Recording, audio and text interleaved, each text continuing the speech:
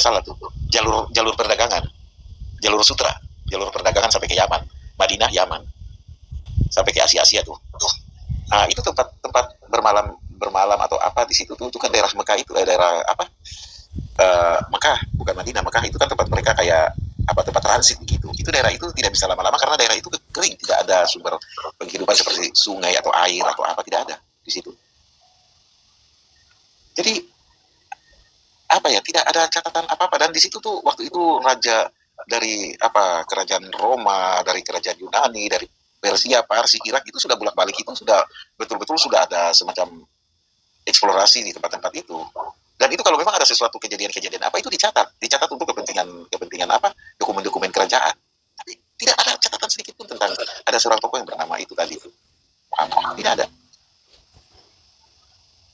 Bertolak dari itu, makanya ulama-ulama mereka itu membuat satu kajian, berpendapat bahwa yang disebut Muhammad itu ada seorang tokoh yang memberitakan Yesus Kristus dalam bahasa mereka, yaitu Muhammad. Muhammad artinya ini ada yang terpuji dari Allah yang telah datang ke dalam dunia ini. Dia memberitakan kabar baik. Tapi dalam versi mereka, dalam bahasa mereka, jadi bahasa mereka artinya itu Muhammad, artinya yang maha terpuji, ini yang dari Allah, yaitu Yesus Kristus. Nah, dia itu tokoh ini yang dirubah menjadi proper name bahwa ada seorang tokoh yang bernama Muhammad. Itu kajian mereka ya, bukan saya. Kita sebut saja gini, ulama-ulama kita yang di sini aja, mereka yang sudah memang jebolan-jebolan Al-Azhar Mesir itu bahkan mereka katakan seperti contoh gini, coba begini aja, seperti kayak Gus Dur katakan bahwa kita yang mengimani agama Islam, kita ini seperti menggenggam bara di tangan kita, sakit banget. Yang jadi pertanyaan itu, sakitnya kenapa? Kenapa agama itu seperti bara?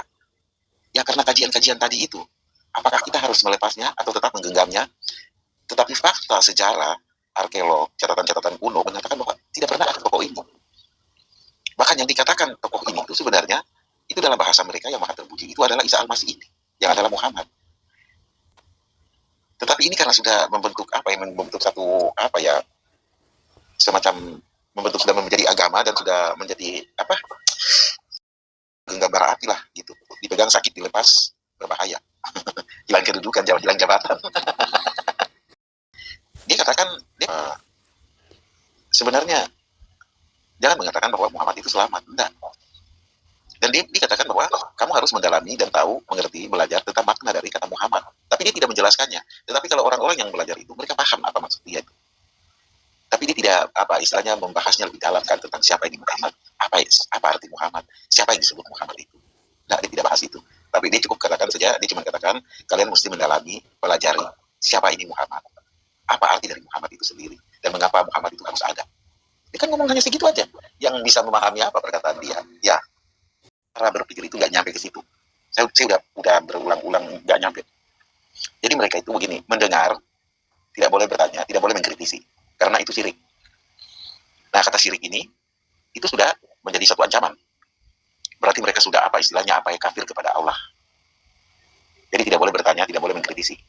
Kalau siapa yang didapati kritis, dia dianggap udah mulai kafir, udah kafir dia. Jadi mereka sangat menghindari kata itu, kafir itu, kufur itu. Mereka cuma katakan amin. Sekalipun Dek Saron baca Al-Hijr 6, mereka katakan amin. Kan gitu.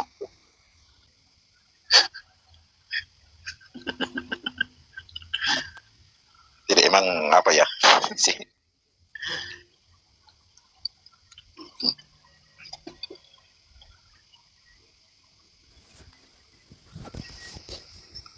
Kan artinya ajaran-ajaran itu kan mengubah mindset mereka kan.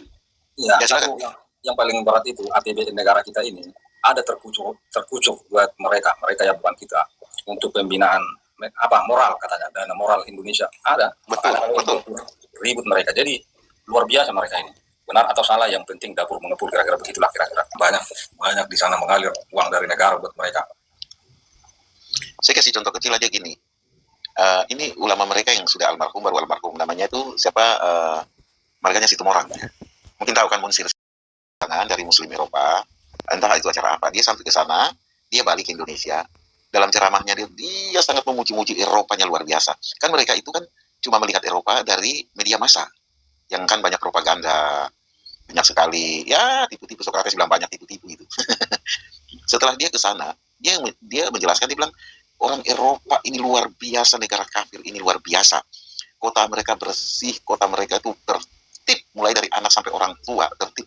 Dan dia katakan bahwa kalau musim dingin di sana itu banyak keluarga-keluarga yang berlibur ke daerah-daerah yang ini ya, musim panas kayak kita, bukan musim panas, daerah-daerah tropis lah kayak kita di Bali ini, di Indonesia. Itu rumah mereka itu tidak dikunci. Kenapa tidak dikunci? Supaya para pengendara yang berjalan, itu kan di sana udah musim salju tuh. Kalau di sini kan daerah tropis, di daerah kita tidak kena musim salju.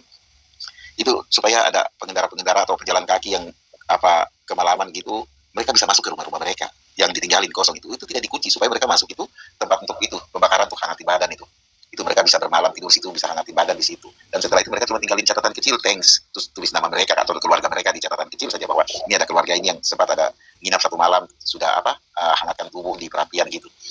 Itu si orang ini dia betul-betul sangat sangat terkagum-kagum sekali. Kan dia baru belum sampai sebulan kan lalu dia meninggal. Dia katakan begini, dia katakan begini untuk semua, dia katakan begini, bahwa di negara-negara itu dompet kita yang jatuh, itu dikembalikan. Sekalipun kita nggak tahu jatuh di mana, tetapi polisi hubungin kita. Ini Anda yang bernama Ajani, ya saya Ajani. Anda ada merasa hilang? Oh ya, saya punya ini hilang, tapi saya tidak tahu hilang jatuhnya di mana. Tadi rute saya ke sini, jadi saya tidak tahu jatuhnya di mana. Ya ini ada yang sudah kembalikan di kantor polisi. Anda silakan datang ke kantor polisi ini dan mengambilnya. Itu dikatakan bahwa tidak ada kekurangan satu rupiah pun di dalam, bahkan apapun. Bahkan yang pemberi, yang mendapatkan barang hilang itu, yang menyerahkan pun dia tidak mau sebut namanya gitu. Untuk apa gitu, ini bukan barang saya kok, saya cuma balikin kayak gitu. Berbeda dengan di sini. Jangankan barang kita hilang, barang kita ada saja bisa hilang, di ngomongin.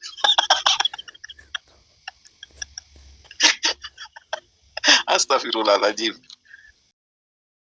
Warokah ini, apa kapasitas dia, legalitas dia dalam kerohanian atau dalam pengutusan Allah? Siapa dia? Dia tidak punya kapasitas apa-apa untuk mengatakan bahwa itu adalah malaikat. Siapa dia? Dia bukan seorang nabi, bukan seorang rasul.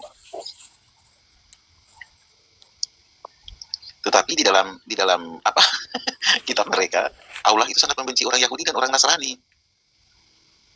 Kenapa demikian? Karena kitab mereka itu adalah versi Utsman yang sudah diubah semua, dan mereka tidak punya yang namanya manuskrip, karena semua manuskrip itu atau mushaf-mushaf itu sudah dibakar habis oleh Utsman. Jadi tidak ada bukti kalau kitab mereka itu benar-benar original dari fragmen-fragmen yang sudah dibakar itu atau mushaf-mushaf yang sudah dibakar itu, suhuf itu. Yang menjadi lucu banget begini Bang Haji, ini kan mushaf disalin buat disebarkan. Tetapi kenapa dibakar? Bukankah lebih baik ini yang disebarkan jika itu adalah salinan? Kan menjadi logikanya, jadi bingung saya. Ini rencana tulisan mau disebarkan, tapi katanya yang dibakar salinan. Ya harusnya salinan inilah yang dibagi-bagikan, tidak bisa dibakar kan?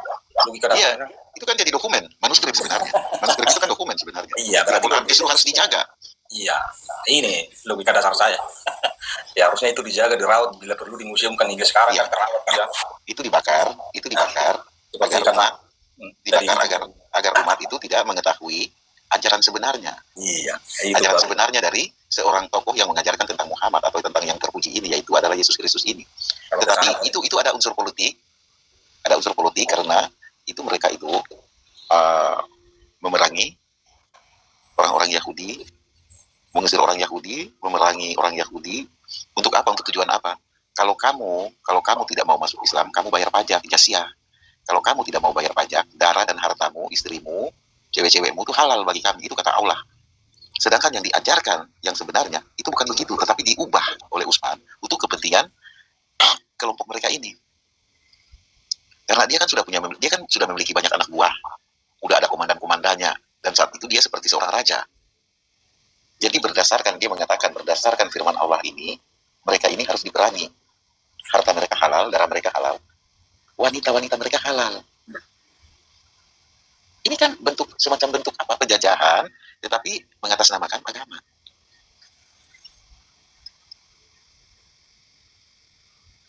Jadi itu bukan faktor ajaran agamanya, tetapi itu faktor politik. Jadi lihat negara-negara yang sampai sekarang berperang, kacau, hancur lebur, wanitanya tuh seperti kayak disamakan dengan, minta maaf, ini disamakan dengan hewan, dan yang berkuasa itu laki-laki. Dan bahkan kalau kau melahirkan anak perempuan itu halal darahnya, dibunuh aja nggak apa-apa. Karena apa? Surga yang dijanjikan oleh Allah itu hanya surga laki-laki. Surga yang dijanjikan itu hanya surga kenikmatan bagi laki-laki. Di mana di Al-Quran kitab mereka dikatakan bahwa wanita akan mendapat sekian bidadara atau pangeran, atau wanita itu akan dijadikan kayak permaisuri bagi suaminya, dan mereka berdua hidup kekal? Nggak ada. Jadi itu surga itu adalah iming-iming bagi laki-laki. Kenapa kebanyakan untuk laki-laki? Karena laki-laki lah yang nanti akan direkrut untuk berperang untuk kepentingan apa? Kepentingan politik, itu kekuasaan, harta wanita.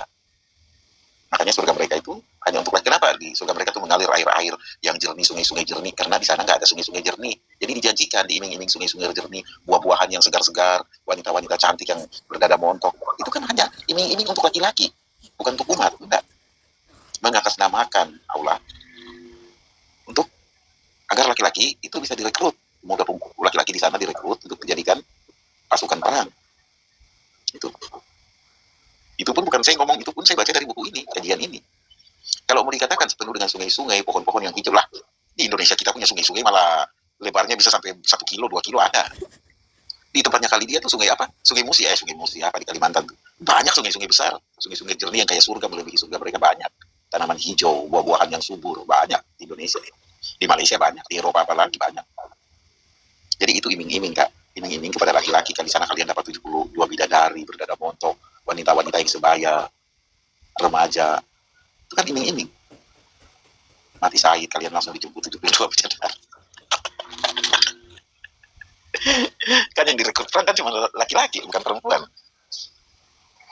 Makanya surga mereka itu surga para lelaki. Apa ustaz mereka ngomong apa tuh? Apa dia bilang apa itu? Kesibukan laki-laki di surga adalah, nah itu. Puji turun dulu ya, Abang.